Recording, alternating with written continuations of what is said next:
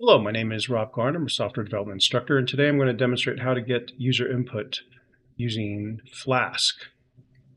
So we're going to make a form that we can get user input from, and then return a result from the user input. So I'm going to make a Flask project. I'm going to make a new folder, and I'm going to call this user input demo, and open this up in Visual Studio Code. I'm going to open up a new terminal, and I'm going to create a virtual environment. After creating our virtual environment, then we want to activate it. So we'll, on VNV scripts activate, we can see the little tag here saying that we are activated. The next thing we need to do is add a requirements document. And in here, we want to install Flask. So we can look at the Flask documentation, find the install. It's capital F Flask. So we'll put it in here in a requirements document as that. We'll save that. And pip install -r requirements.txt. That will install Flask, which should be all we need for this project. So this is just the web project. So in here then, we are going to make a minimal Flask application, which just looks like this. And that's just to get us started. We're importing Flask, creating an app, setting a hello world method to be for the home, and run this, and let's see if we get it to function. If we do this, we can run it from in here rather than just running the command line. That if name equals main will run this if we're running it directly, and there it is. We have hello world. Now the next thing we want to do is make an additional page that so I'm going to make a static page for my home page, and so I'm going to use a render template. So we're going to import render template here so that we can render a template, and then make a directory in here called templates. And then underneath that, I'm going to make index.html, which is typically the home page. And to figure out what to make that look like, I'm going to go to W3 Schools and go to HTML. This is my startup page. And we'll say, and what I'm going to use this for is there could be multiple pages I might want in this application. So I'll make this home page just have links going to my application here. And so we'll just run this initially. Let's see what this looks like now. So, okay, we've got example up here, which is showing up. I don't want that because it has that word example. And then I just going to show my pages, and this title in the head block actually is showing here my Flask application. So you could name that whatever you wanted. And so what I'd like to do is have another page that actually will be, and I'm going to call this one input demo. And then in here under my templates, I'm going to create a new file. I can use that homepage as basically a start for my applications. And so what I want to do with this input demo is I want to create a form, and I'm going to create an input, and then I'm going to get a second number, and then I'm going to do a submit. And let's see, this section ends up looking like this. Close this one out so we have some more room. And so what are these things? Okay, so if you go to W3 Schools, you'll see there's this discussion of forms. And here's a form where you have two fields you can admit, and then when you submit, and it goes to this other page, you can see actually there's the inputs that are coming in through this query string with this form. And they'll show you the code. There's these input fields, which are these text boxes, and this label, which is these labels, and then this input that says submit, which is this button. So given that, we can use, that's what's happening here. We have two inputs, which is what you're getting input for user, and there's different types of inputs. If you look at W3 Schools again, you can find here input types, and this page shows you that there's buttons, checkboxes, you can input a file, number, password, all these different, and then the one we often use the most is this input type text. Either using input type text or input type number most of the time. And so here we are inputting a number. We're going to see that this input style facilitates creating an input. And then we have the submit. And what the submit will do is it'll go to this submit location. So let's run this. Well, first we have this input demo.html. In our Flask app, input demo goes here. So how do we get to this page? Well, we could type this in directly. Let me do that initially. So that's this page here. There's not much on it. It just says my pages right now. If I go look at my Flask app, this slash means you're just going to the main URL. If I want to go to input demo, I can put slash input demo here. Okay, since it doesn't find it, I misspelled it. That's why. Stop the whole application. Input-demo.html. Render template. That should work. There we go. So this then went to render this input demo.html.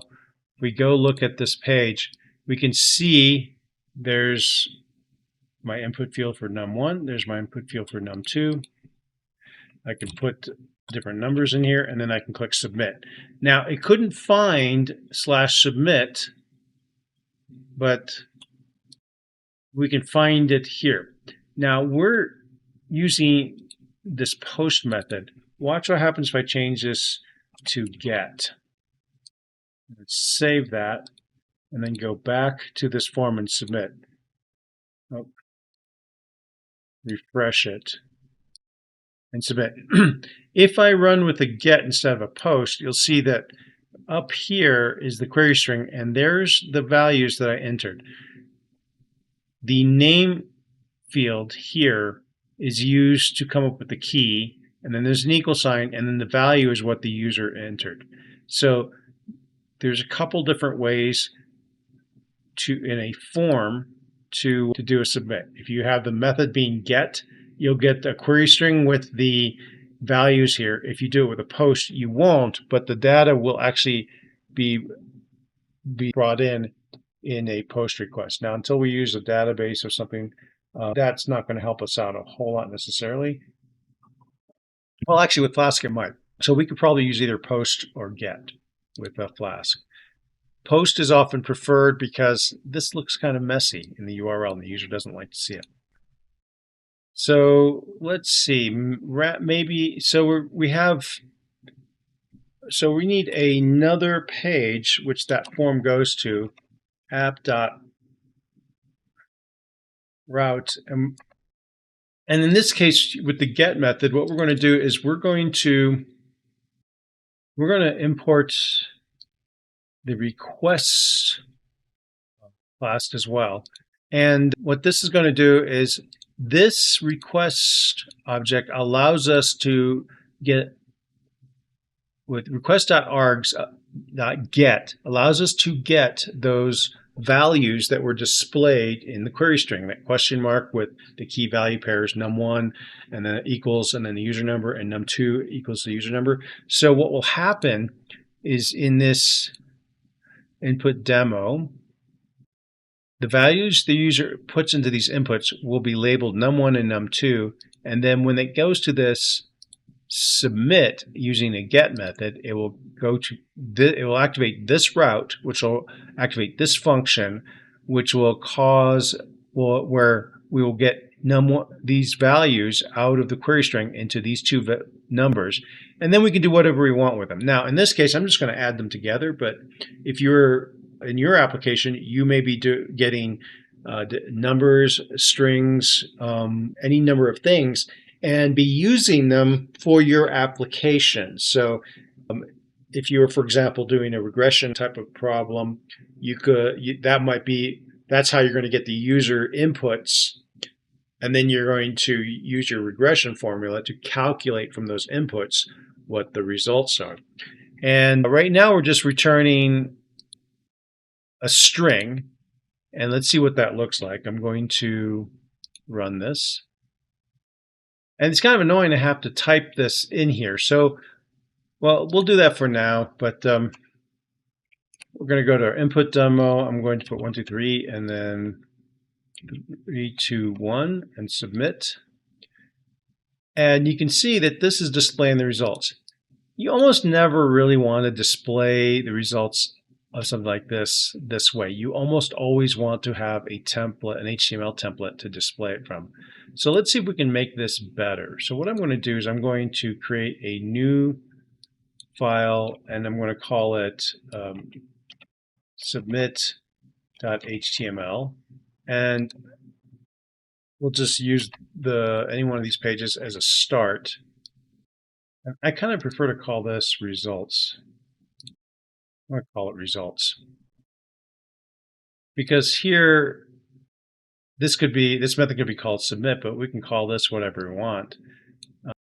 And so notice with these render templates, we just identified what we wanted to render. With this one, we are telling it that we want to take this value num1 and send it to results. Actually, that's results.html.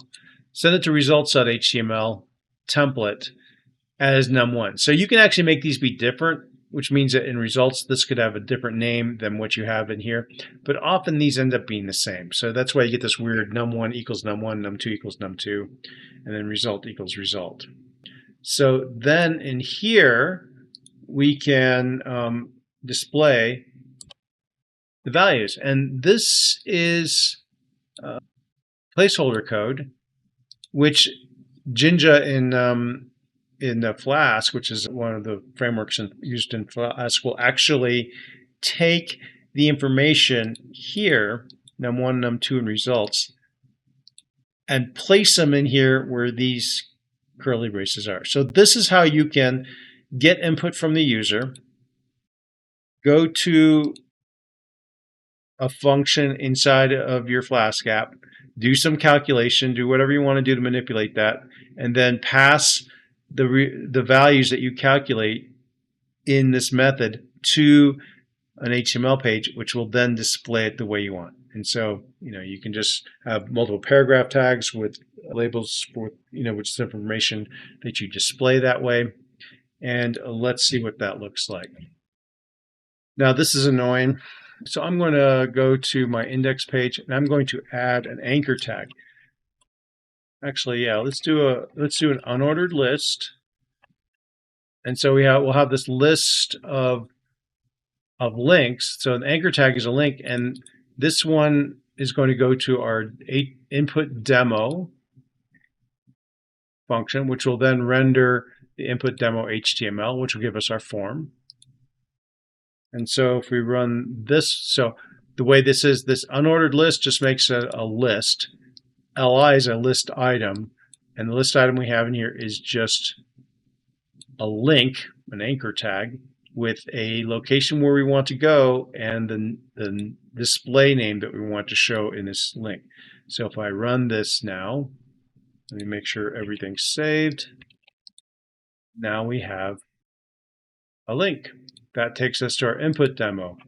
I can put some values in here, submit, and we get the results. Now what would be nice is from the results, if we could go back to our input demo. So in this results one, I'm going to add a paragraph with a link to go back to the input demo, and then let me save that.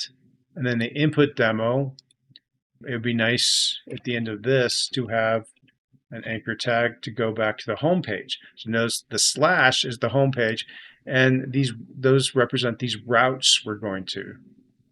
So when we say go back to the input demo, it goes to here and renders the input demo. So now we have a nice, make sure all these things are saved. Go to our application and restart it.